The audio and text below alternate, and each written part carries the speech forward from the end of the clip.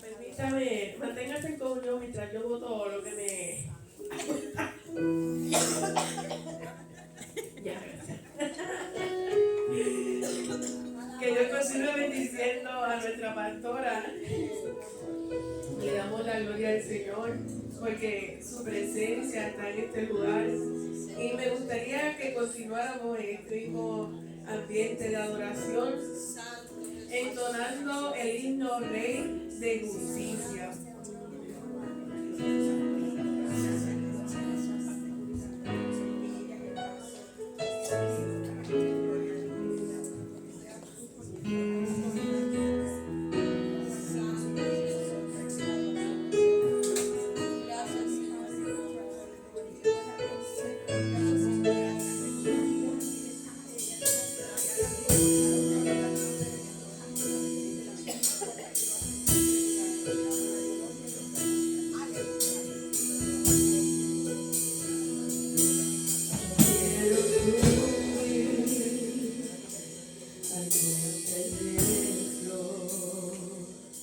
Contigo habitar por la eternidad.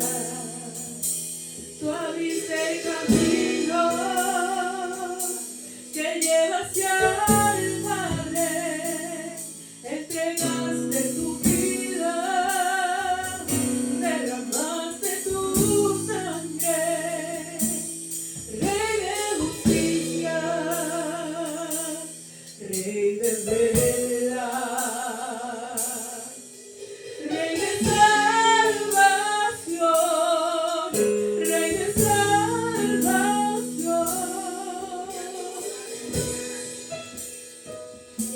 Marcaste la historia con tu salvación, quitando el pecado que nos separaron. Y abriste el camino que lleva hacia el Padre. Entregaste tu vida, derramaste tu sangre. Rey de justicia, Rey de verdad.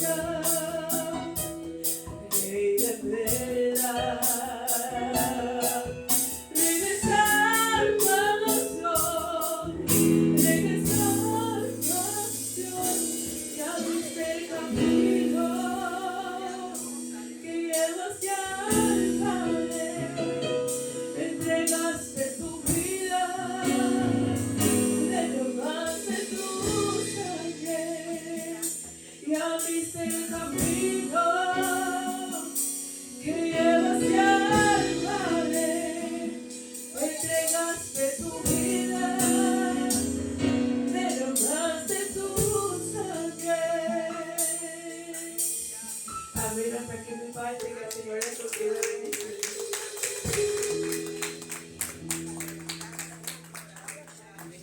Adoramos al Señor. Wow, tremendo esfuerzo, Sara. De verdad que te admiro. Y gracias por ese esfuerzo, a pesar de su condición, ¿verdad? De cómo ella se siente. Adora al Señor. Y más que nada, su espíritu se deja sentir en cada una de nuestras vidas. Qué bueno, qué bueno. El Señor es Rey de Reyes y Señor de Señores. Recuerdo hace mucho tiempo atrás, le dije a la iglesia, no sé cuántos lo recordarán, en una prédica hace bastantes años atrás. Le dije, si en algún momento de la vida en Puerto Rico se pusieron las cosas difíciles y el gobierno de Puerto Rico se pusiera un poco intransigente, en donde le dijera a usted, coja la Biblia en sus manos y le vamos a dar a usted un minuto para que usted tome de esa Biblia 5 o 6 páginas. Y las demás, si usted no bota el libro, nosotros le quitamos la vida. En aquel momento le dije, usted va a coger su Biblia, porque usted muerto no puede seguir predicando a Cristo. Vivo lo puede seguir predicando, ¿verdad que sí? Pero hay que ser sabio. Usted va a coger su Biblia y usted va a coger y va a pararse en Mateo capítulo 5 hasta Mateo capítulo 8. Y usted va a coger esas páginas y usted las va a desprender de la Biblia. Por si usted no lo sabe, ese es el código de vida para la iglesia cristiana. Allí Jesús tomó su tiempo en el Sermón del Monte y esbozó todas las cosas pertinentes para la vida cristiana. Por si usted no lo sabe, en muchas partes del mundo que no pueden cargar una Biblia, pero las Biblias las deshojan y se las reparten entre los hermanos para que puedan leerla y compartirla, y así se la pasan de mano en mano. Así que me estoy diciendo una herejía. En el mundo actualmente hay muchas personas que tienen que estar viendo la Biblia página a página. Habiendo dicho esto, le invito a que estemos puestos en pie y busquemos en Mateo capítulo 6, versículo del 5 al 13. Mateo capítulo 6, versículo del 5 al 13. Seguimos hablando sobre nuestro lema de este año, crece. Hemos hablado de que tenemos que crecer en la madurez, que tenemos que crecer en nosotros identificarnos con Cristo. Eso fue la última prédica que tuve. Y hoy quiero hablarte de que tenemos que crecer en nuestra relación con Dios. Y la única forma que usted tiene de relacionarse, de usted poder conocer, entender a una persona y ver cómo es su vida, la única forma que el ser humano tiene es a través del diálogo, a través de nosotros hablar. Usted dirá, pastor, ¿y qué van a hacer los mudos? Los mudos tienen su lenguaje de señas, pero se comunican. El comunicarnos el uno con el otro nos hace relacionarnos y entendernos el uno al otro. Y en esta porción bíblica, el Señor, dentro de las enseñanzas que estaba dando en el Sermón del Monte, nos enseñó la importancia de nosotros comunicarnos con Dios a través de la oración. La oración no es otra cosa que hablar con Dios. Mateo 6, 5 al 13 lee en el nombre del Padre, del Hijo y del Espíritu Santo. Y cuando ores, no seas como los hipócritas, porque ellos aman el orar en pies en la sinagoga y en las esquinas de las calles, para ser visto por los hombres. De cierto os digo que ya tienen su recompensa. Mas tú, cuando ores, entra en tu aposento y cerrada la puerta, ora, habla a tu Padre que está en secreto, y tu Padre que ve en lo secreto, te recompensará en público. Y orando, no uses vanas repeticiones, letanías, como los gentiles, que piensan que por su palabrería serán oídos. No os hagáis pues semejantes a ellos, porque vuestro Padre sabe de qué cosas tenéis necesidad, aunque vosotros, antes de vosotros pedís. Vosotros pues oráis así: Padre nuestro que está en los cielos, santificado sea tu nombre. Venga tu reino, hágase tu voluntad, como en el cielo, así también en la tierra. El pan nuestro de cada día, dánoslo hoy. Y perdona nuestras deudas, como también nosotros perdonamos a nuestros deudores. Y no nos metas en tentación, mas líbranos del mal. Porque tuyo es el reino, y el poder, y la gloria, por todos los siglos. Amén. Pueden tomar asiento, amada iglesia. Quiero tratar de esbozar tal y como lo tengo aquí en los papeles para ir punto por punto y no perder nada de lo que quiero compartir con usted. La oración en cada una de nuestras vidas debe ser entendida que es como la respiración de nuestra alma. Es cuando nosotros, desde nuestro interior, nace el deseo de comunicarnos con Dios. Y como claramente dice Jesús hablando allí en el Sermón del Monte, nosotros no tenemos que impresionar a Dios por las cosas que le decimos. Claramente en esta porción bíblica dice que Él sabe de qué nosotros tenemos necesidad. Me atrevería a decirte que aún quizás dentro de las muchas cosas que tenemos que pedirle a Dios, posiblemente se nos olvida mencionarle algo en nuestra oración que necesitamos. Pero lo bueno que nosotros tenemos la bendición de que le servimos a un Dios, a un Padre que sabe de qué tenemos necesidad.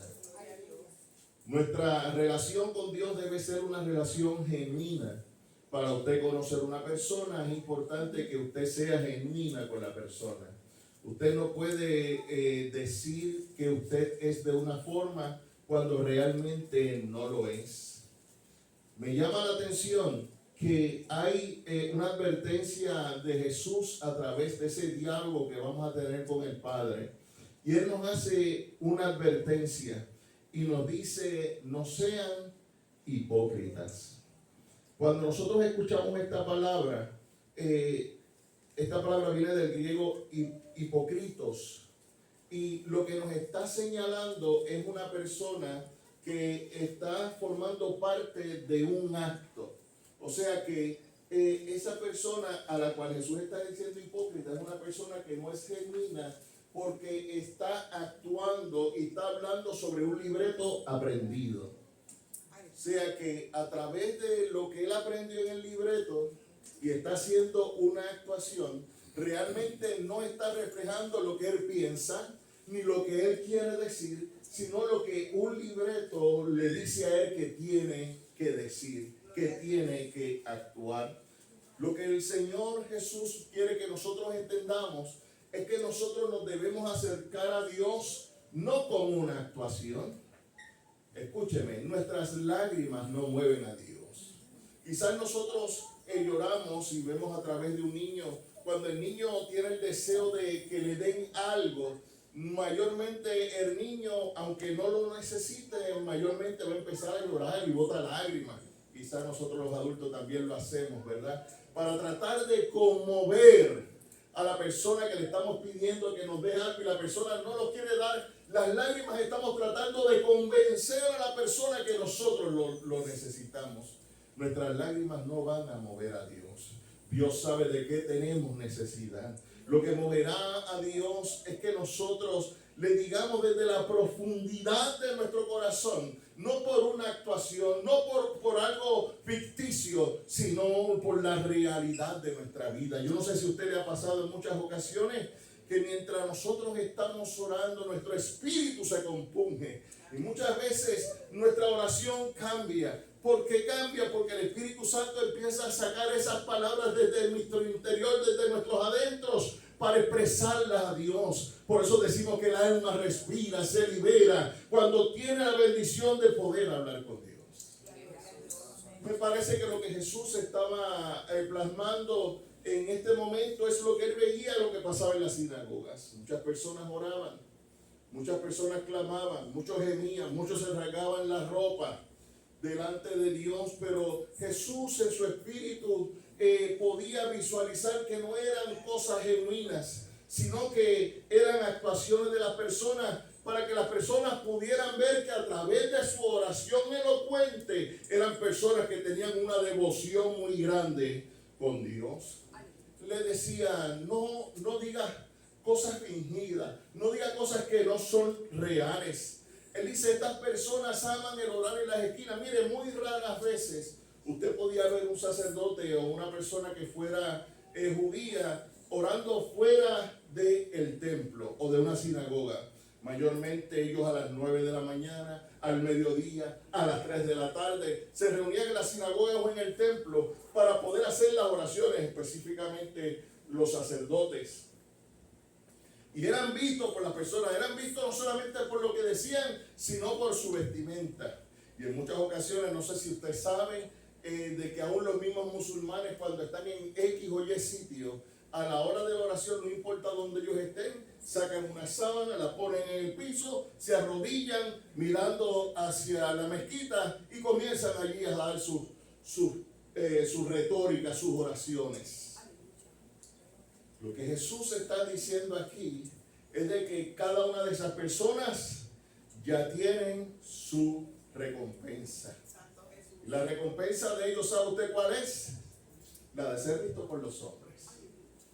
Y al ellos hacer sus oraciones frente a todo el mundo en una esquina, dice Jesús que ya tienen su recompensa. La recompensa de ellos es ser visto, pero no necesariamente esa oración ha llegado donde tiene que llegar. Y es una de las cosas que nosotros tenemos que entender. Nuestra oración es dirigida al Padre Celestial, donde sabemos y tenemos la convicción que Él nos está escuchando.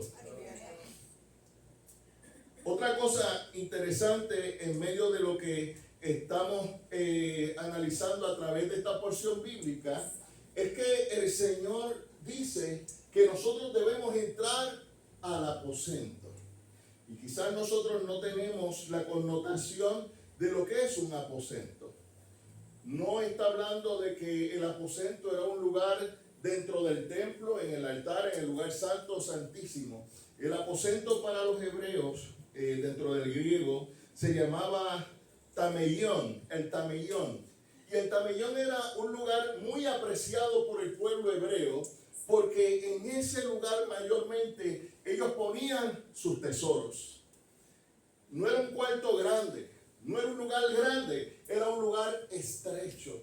Y lo que está recomendando Jesús es que cuando nosotros vamos a entrar en esa intimidad con Jesús, nosotros entremos en ese lugar secreto.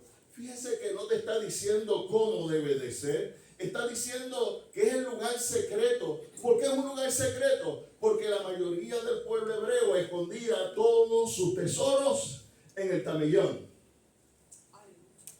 Por lo cual era un lugar que no todo el mundo conocía, pero ellos sí conocían. Lo que Dios nos está diciendo, Jesús nos está diciendo a través de esta recomendación que nos está dando, es que no olvidemos que en ese lugar secreto nuestro Padre Celestial tiene muchos tesoros que posiblemente nosotros no hemos descubierto, pero que a través de la oración tenemos el espacio seguro para poder tener esa intimidad con nuestro Dios. Nos dice que nosotros también debemos de orar en una forma correcta. Nos exhorta Jesús a no usar vanas repeticiones. ¿Sabe usted que muchas veces, no sé si usted ha escuchado, quizás muchos han salido, ¿verdad?, de la iglesia tradicional, hay muchas letanías. Es más, hay veces que a usted le dicen, récese 2 o 3 Padre Nuestro, unos cuantos Ave María, y eso le va a usted librar de su causa, de su pecado. Y posiblemente la persona en obediencia va y lo hace. pero dentro de su mente, de su corazón, realmente no está la intención de cambiar su forma de vida. Cuando la porción bíblica me está hablando a mí de las repeticiones que son huecas, lo que me está hablando es que yo no sea un palabrero. ¿Sabe usted? No todas las oraciones van a recibir una respuesta, una contestación. Y es porque simple y sencillamente las oraciones no necesariamente se le están dirigiendo a la persona correcta. Cuando nosotros analizamos en la historia del pueblo hebreo, hubo un momento dado en donde el pueblo fue confrontado por el profeta el profeta Elías. Y habían allí en el monte Carmelo 850 profetas que le estaban orando a Baal y le estaban orando a Acera. Pero todos al unísono desde por la mañana, dice la historia bíblica allí en Primera de Reyes 18.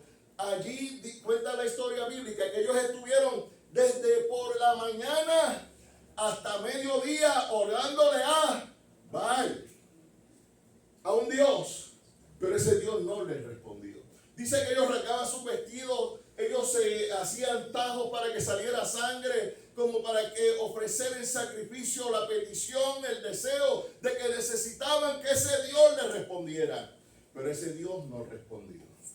De la misma forma, cuando Pablo llega en el Nuevo Testamento, llega a Éfeso, donde tuvo un tiempo prolongado allí predicando de Cristo, donde la palabra fue aceptada, pero los artífices, los que hacían los templos de Diana, estaban teniendo pérdidas, porque muchas de las personas que compraban los templos que ellos hacían como artesanía, estaban empezando a perder dinero.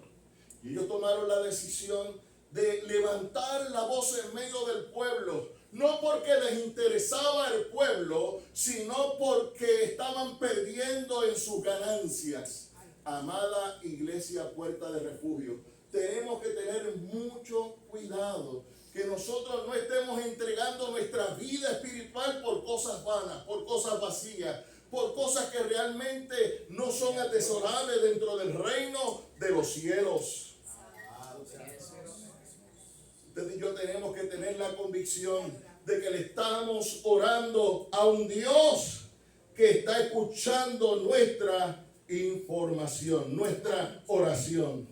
Decía Alan Clark que el Dios verdadero no se impresiona por la longitud o la elocuencia de nuestras oraciones, sino por un corazón contrito y humillado.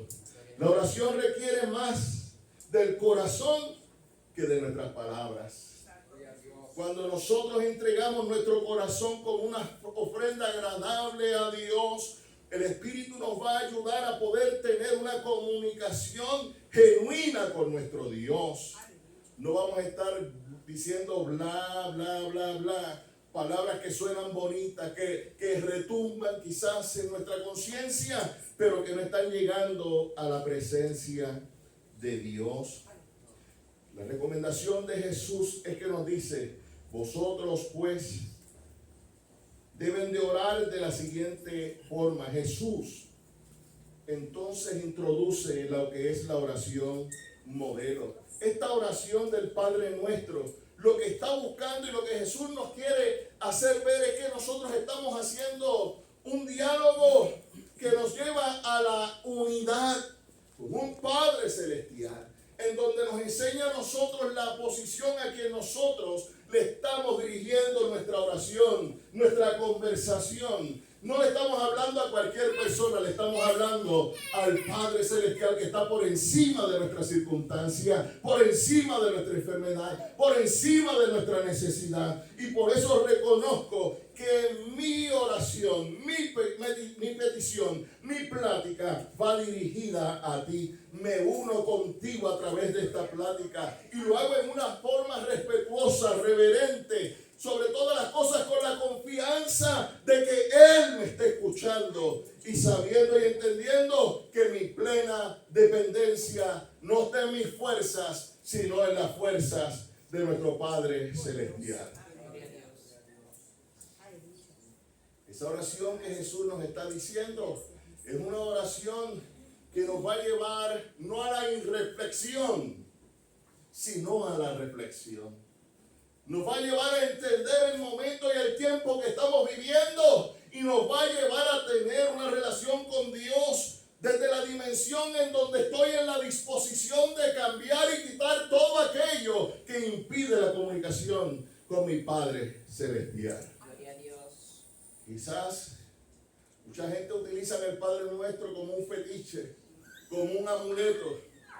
Quizás hay personas que tienen su Biblia abierta en el Salmo 23 y está allí en su casa, está en la mesa de noche, está en algún lugar. Este libro no es un fetiche, no es un amuleto. Este libro es la palabra de Dios. Amén. Y ella será pertinente a mi vida cuando lo que hay aquí plasmado entre en la vida del hombre y de la mujer, que tienen el deseo de relacionarse con ese Dios. También nos dice a través de esta oración que podemos utilizar este Padre Nuestro como una guía, como un modelo. Es un bosquejo lo que el Señor Jesús nos está dando. Es un modelo de oración. Fíjense la recomendación que Él hace. Vosotros pues cuando oréis, hacedlo así. Padre nuestro que estás en los cielos. Tiene que haber la convicción en nuestro corazón a quien nosotros le estamos hablando.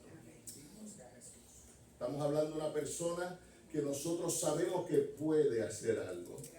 Y yo no le voy a exigir a él que haga. Solamente le estoy diciendo y le estoy reconociendo. Yo sé, Padre, que tú puedes hacer algo. Y yo sé, Padre, que en ti yo puedo depositar mi confianza. Tenemos que reconocer que al Dios al cual nosotros le pedimos es un Dios que oye. Es un Dios que está atento a cada una de nuestras necesidades. Y me encanta porque Jesús cuando empieza la oración no lo hace desde el punto de vista egoísta. Jesús no nos está diciendo y nos está hablando a nosotros, le estoy orando a mi Padre. Jesús no empieza su oración, oro a mi Padre. Jesús dice, Padre nuestro. Parece insignificante, quizás usted no entiende lo que eso implica. Lo que Jesús está diciendo es que el mismo acceso que yo tengo para comunicarle con mi Padre, ustedes también pueden comunicarse con Él. Él no es mi Padre, Él es nuestro Padre. De la misma forma que me sostiene a mí, los podrá sostener a ustedes. Con la misma confianza que yo me acerco, ustedes podrán acercarse. Ustedes podrán hablar de tú a tú como yo estoy hablando. Él es nuestro Padre Celestial. Me encanta porque la semana pasada les hablaba sobre la identidad que nosotros debemos de tener con la mente de Cristo. Pensar como Cristo. Y le hablaba a la iglesia y le decía que Jesús no pensaba individualmente. Jesús siempre pensaba y hablaba colectivamente. Y lo hemos expresado a través del Padre Nuestro. Padre nuestro que estás en los cielos. Es importante conocer la posición que usted tiene dentro del reino. Usted no es un hijo bastardo. Usted no es un huérfano. Usted tiene un Padre que está vivo y que está atento a escuchar tu petición. No sé para usted, pero para mí eso es muy significativo. Así que esta oración nos debe de llevar a tener una comunión con el Padre. Una de las cosas que cuando preparaba este estudio, de hecho lo comenté, o esta prédica, hablaba con la pastora y le decía que a través de lo que yo estaba leyendo, recibí no una revelación nueva. Ya la revelación ha sido entregada a Jesucristo. Mucha gente no, que Dios me ha revelado. La revelación es Jesucristo, nuestro Señor y Salvador. Nosotros recibimos la iluminación del Espíritu Santo de Dios, que nos lleva quizás en algún momento dado de nuestra vida a poder entender la palabra en una forma diferente, porque quizás lo necesitamos. Y Dios siempre será pertinente para nuestra vida, dependiendo de la forma en que usted y yo lo necesitamos. No sé si a usted le ha pasado, hay veces que nosotros leemos una porción bíblica y la leemos muchas veces, pero llega un momento en nuestra vida en donde la leemos quizás bajo otra necesidad diferente a la que teníamos. Gracias, Jorge. Y podemos ver quizás cómo Dios a través de su Espíritu nos trae una iluminación diferente. Pues eso me ocurrió cuando yo estaba preparando esta prédica. Y fue precisamente la palabra cuando Jesús dice, hágase su voluntad. Y esa palabra me llamó la atención. Porque cuando yo hablo de voluntad, estoy hablando de algo que tiene el significado y la connotación de deseo o de propósito. Viene del verbo griego volo, que significa querer, desear o disponer. Jesús en el Sermón del Monte me está diciendo, hágase tu voluntad, así en el cielo como en la tierra. Y reflexionando sobre esto, yo decía, creo que debo de detenerme un poco en este punto, porque nadie me puede hablar a mí de voluntad más que Jesucristo. Algo importante hay que tener en esa palabra: deseo, propósito, querer, disponer. Creo que esas palabras nos deben hacer entender qué es lo que yo quiero hacer. Y lo que yo quiero hacer no puede estar en contraparte a lo que Dios quiere hacer en mi vida. Tiene que haber una unidad de propósito en lo que yo quiero hacer y lo que Dios quiere que yo haga. Entonces le hice una pregunta a la pastora. No sé si ella la recordará. También se la comparto con ustedes. ¿Cuántas veces en mis prédicas, en las prédicas de muchos hermanos de la iglesia que hemos escuchado a lo largo de nuestra vida dentro del Evangelio, hemos dicho que nosotros tenemos que traer a las personas a la cruz? ¿Cuántas veces? ¿Cuántas veces usted lo ha escuchado? ¿Pocas veces? ¿Muchas veces?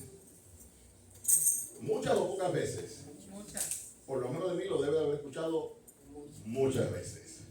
Que nosotros tenemos que traer a las personas, inclusive nosotros ir a los pies de la cruz de Cristo. Y analizando esta parte del mensaje, yo le digo a la pastora, antes de nosotros ir a la cruz de Cristo, tenemos que ir a un lugar primero. Eso es iluminación.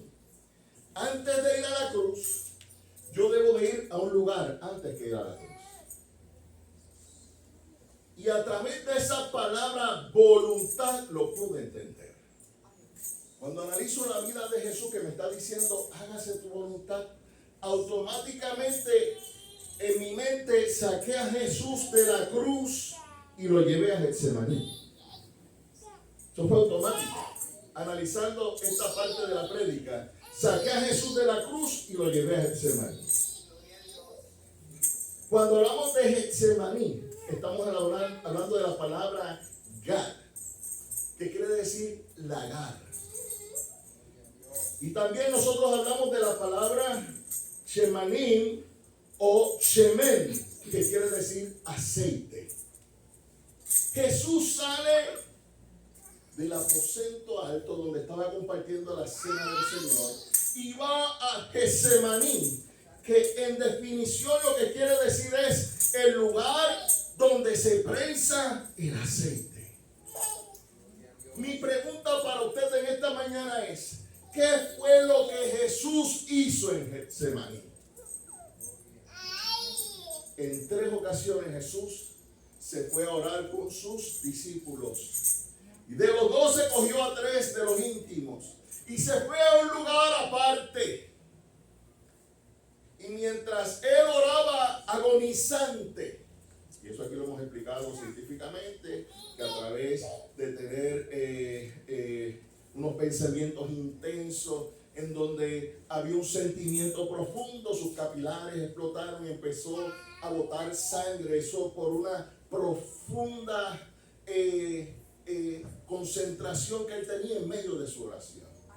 Y él experimentando eso, cuando regresaba a sus discípulos, decía que los discípulos estaban, pero él estaba pensando su voluntad.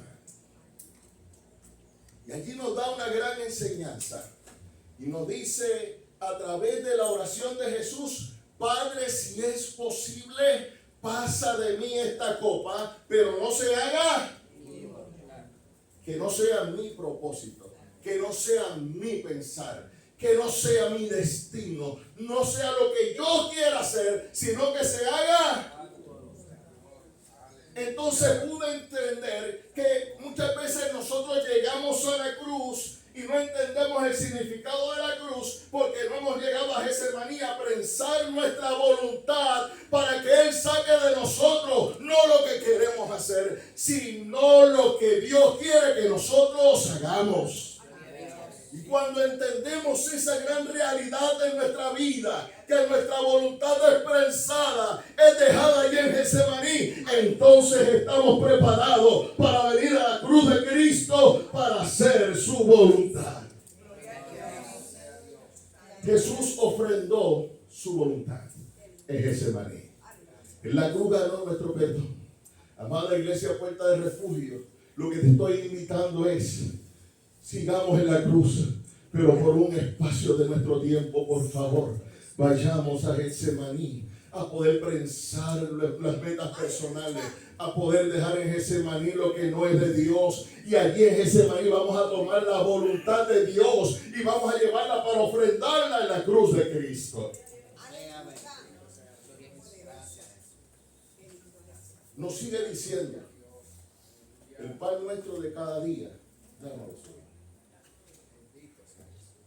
Mire, no me queda duda que lo que Dios quiere para cada uno de nosotros es bien. La palabra del Señor dice que Dios lo que tiene son pensamientos y no de mal. Tan es así que Dios, cuando crea el hombre, lo creó dentro de las condiciones ideales para su subsistencia. Dios no creó al hombre para que viviera en miseria. Dios no crea al hombre para que pase hambre. Dios crea al hombre con todo lo necesario a su alrededor para poder vivir eternamente. Por eso, cuando aquí me está hablando del pan, Jesús lo que me está hablando es: pídele al Padre tu provisión diaria, lo que tú necesitas el día a día. Pero pídelo con la confianza de que Él es tu proveedor. De la misma forma que construyó todo lo necesario para que su hombre, para que aquel ser creado viviera por la eternidad, es el mismo Padre que tenemos hoy, que sabe de qué nosotros tenemos necesidad. Y qué bueno que Él está en la disposición de otorgar todo aquello que nosotros necesitamos. Arthur Carson dice: la oración es para nuestras necesidades y no es para nuestra codicia. ¿Me entendió? La oración es para que Dios supla el pan nuestro de cada día. No es para que me dé los banquetes que yo quiero tener todos los días de mi vida, en el desayuno, en el almuerzo, en la cena, y que me deje mi abundancia, que se me caiga por la mesa. No. Vamos a pensar en el sentido de que Dios es suficiente. Él es el buen pastor que nos provee el día a día. Que siempre esté en la disposición de bendecirnos, sabiendo y entendiendo nosotros que Él siempre proveerá a cada una de nuestras necesidades. Cuando apela a que perdone nuestras deudas, aquí las deudas están tomando como si fueran nuestros pecados. ¿Sí? Las deudas tienen una implicación que son nuestros pecados. Perdona nuestras deudas. ¿Por qué yo soy deudor de Dios? Porque soy pecador. Lo que me está diciendo la oración modelo es que yo le estoy diciendo a Dios que estoy presentándole a Él todas mis ofensas, todos mis pecados. Y aquí Jesús nos hace una confrontación. Nos está diciendo de que yo voy a liberar mi deuda de la misma forma que yo libero la deuda de mis deudores. Gloria a Dios, aleluya. Que a la medida que yo perdono, seré perdonado. Y lo que esto implica es justicia, es equidad. Cuando nosotros analizamos en Mateo 18, hay allí una figura, Mateo 18, 23 al 35, no lo busquen, lo voy a leer para no tomarle mucho tiempo. Pero allí me presenta a dos deudores. Y esos dos deudores, uno de ellos es llamado por el rey, por el gobernante, para ajustar cuentas con él. Para yo hacerle resumen, quiero definirle que ese primer deudor le debía a ese gobernante, a ese rey, 10,000 talentos. Mire, y a mí hay veces que me gusta buscar, ¿verdad?, de talentos, que cuánto aquello, lo otro. Mire, lo que implica 10,000 talentos, para que nosotros podamos entenderlo, es que es una cantidad infinita. Infinita. No hay trillones, no hay ceros que me puedan a mí ayudar a evaluar cuánto es el monto de esa deuda. El deudor podía vivir toda su vida y podía vivir 100 vidas más y no le daba para pagar la deuda que tenía con el rey. Y cuando va donde el rey le pide cuentas, y cuando manda a que lo juzguen y que lo encierren hasta que pueda pagarle, él se tira al suelo y empieza a pedir misericordia.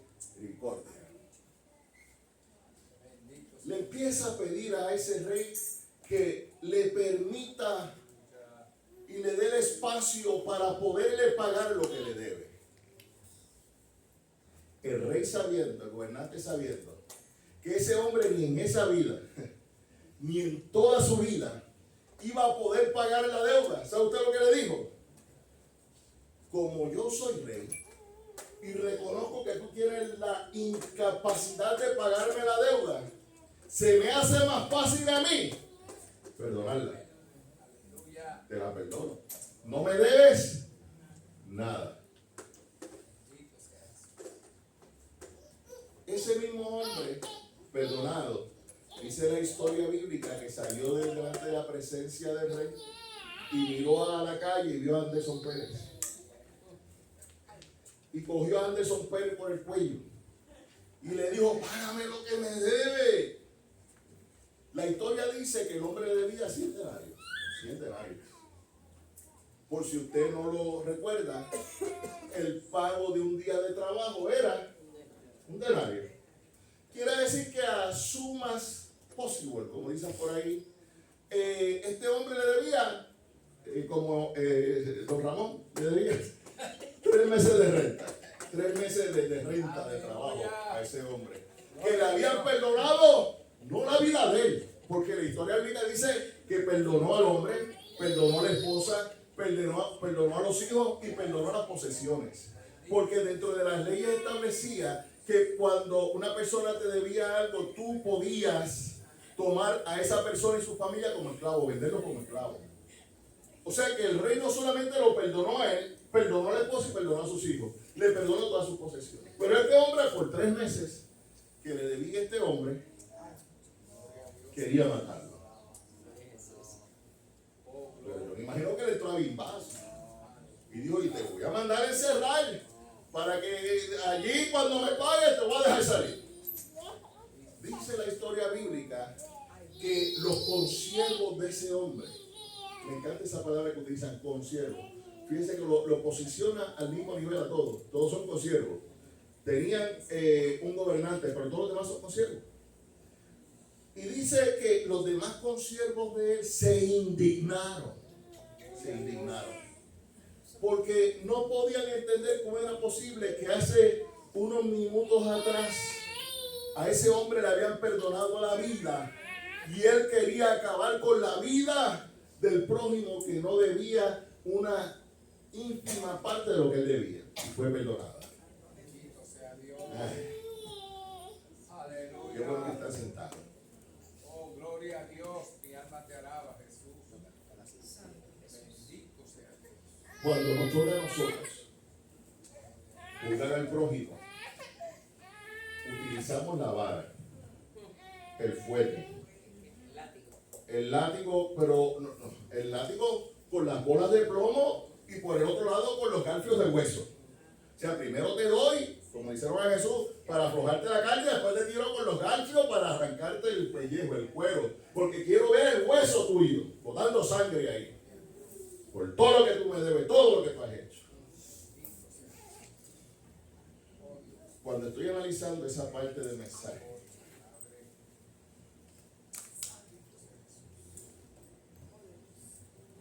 entro a la reflexión.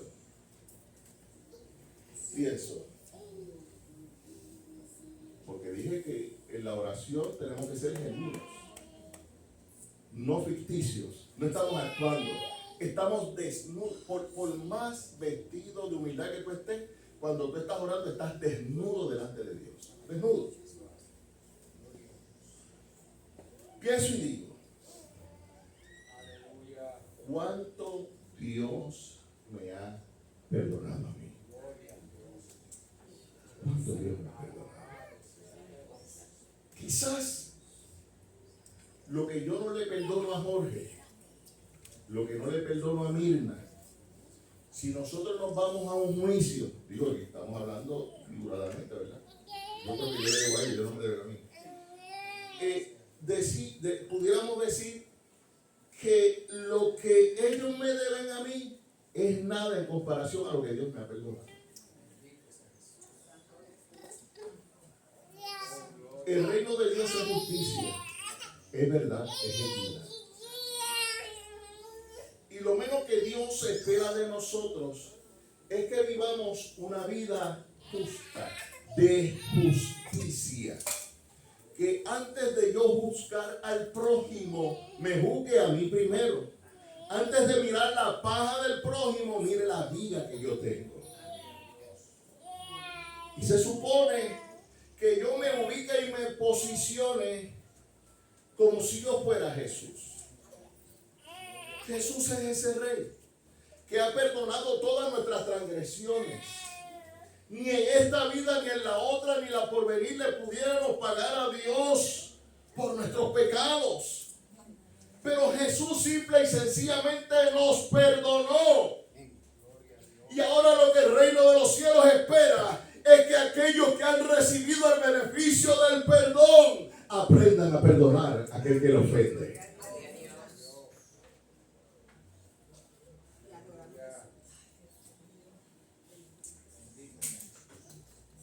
Mire, cuando hablamos del perdón,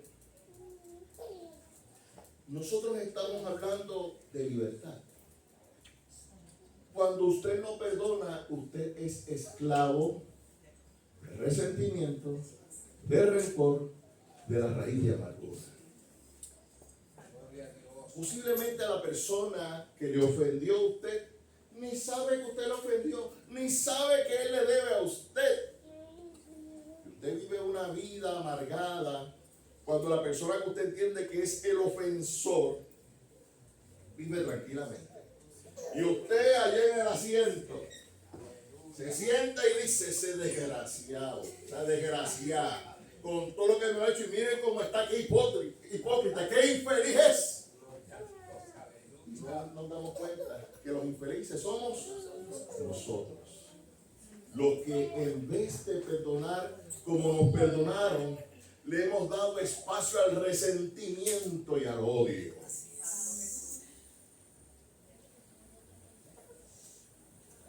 Jesús lo resumió sencillamente. Él dice, en el mismo Sermón del Monte, en el capítulo 5, vaya conmigo si quieren, 5, versículo 43 al 48. Dice, oíste que fue dicho, amarás a tu prójimo y aborrecerás a tu enemigo. Pero yo os digo, amad a vuestros enemigos, bendecid a los que os maldicen, haced bien a los que os aborrecen y orad por los que ultrajan y os persiguen, para que seáis hijos de vuestro Padre que está en los cielos, que hace salir su sol sobre malos y buenos, y que hace llover sobre justos e injustos. Si Dios en su infinita misericordia la extiende a cada uno de nosotros, ¿por qué nosotros que decimos que es nuestro Padre Celestial no podemos hacer uso de la misericordia? ¿Sabe usted lo que implica amar a tu enemigo? ¿Sabe usted cuál es la implicación de usted amar a su enemigo? La implicación, por si usted no lo ha practicado, lo que Dios busca a través de usted amar a su enemigo. Y yo estoy un poco preocupado, le digo sinceramente, porque un pastor en la reunión de enero fue, venga, pastora,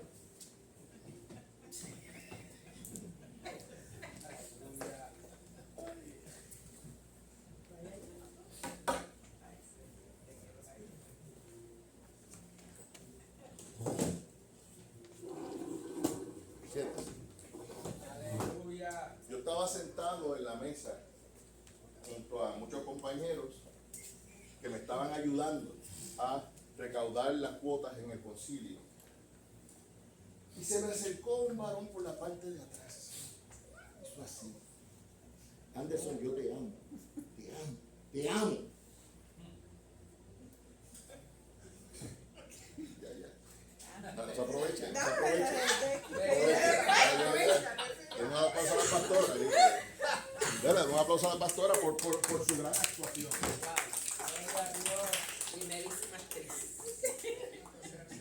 Yo contrariado dije, porque el Señor me llevó a Mateo 5.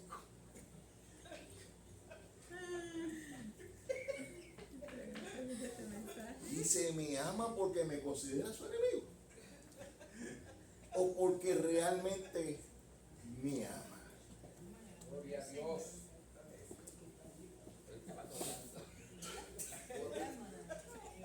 Todo el tiempo, lo que Dios espera de nosotros es que tengamos un corazón sincero delante de su presencia. Bendito sea Dios. Dios conoce nuestra vida, hermano. Por eso yo vivo contrariado. Porque nosotros decimos, aquí tenemos que ser reverentes con Dios. Hay que respetar este lugar, porque este es el lugar santo y este es el lugar santísimo. Y hay veces que se trepa un niño por ahí, corre y la gente se siente indignada porque el niño está ofendiendo a Dios. Porque está corriendo en el lugar santísimo.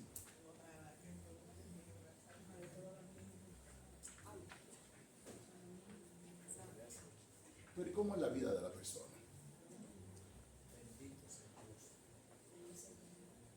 ¿Cómo es la vida de la persona? Delante de Dios, ¿cómo esa persona está? Hermano, cuando yo simple y sencillamente pienso y yo hablo con Dios, me veo como en un espejo reflejado. Y cada vez que me veo en ese espejo reflejado, mi espíritu se compunge. Empiezo a derramar lágrimas porque pienso como el salmista, ¿quién es el hombre? ¿Quién es Anderson para que hayas tenido misericordia de él? Para que tu Espíritu Santo me visite y habite dentro de mí. ¿Quién soy yo? Siempre el Espíritu me contesta lo mismo. Es que es por gracia, Anderson. Es por amor. Por eso mismo, porque tú no lo merecías. Pero Dios te ama. Entiéndelo. Aleluya. Alabado Jesús. Entonces debemos entender la profundidad. Cuando en esa oración modelo el Señor Jesús nos está diciendo, aprende a que tienes que perdonar a los que te han ofendido, porque el reino, porque el Padre Celestial, porque yo, porque el Espíritu Santo que mora en ti, está en ti, te ha perdonado. Aleluya. Alabado Dios. O sea, que me está diciendo esta oración es que cuando yo mire al prójimo, me mire a mí mismo. Piense en lo que Dios hizo por mí. Que piense en su misericordia y que esa misericordia yo la haga extensiva aún a mi enemigo. ¿Cuánto da gloria a Dios por eso? Gloria a Jesús. Estoy ya casi terminando. Padre amado, Santo tú eres Dios. Santo. lo único que Jesús quiere que nosotros podamos entender en esta mañana es que tenemos un Padre Celestial que nos entiende, que sabe quiénes somos. ¿De qué me cuida? Porque ya sabe que tengo otra predicación más ahorita y me está cuidando la voz. Lo único que nuestro Padre Celestial, lo único que Jesús quiere que usted y yo entendamos es que hay un Padre que está arriba en los cielos. Que cuando yo choco con Él, cuando hablo con Él, tengo que reconocer que es un Dios grande. Santificado sea tu nombre.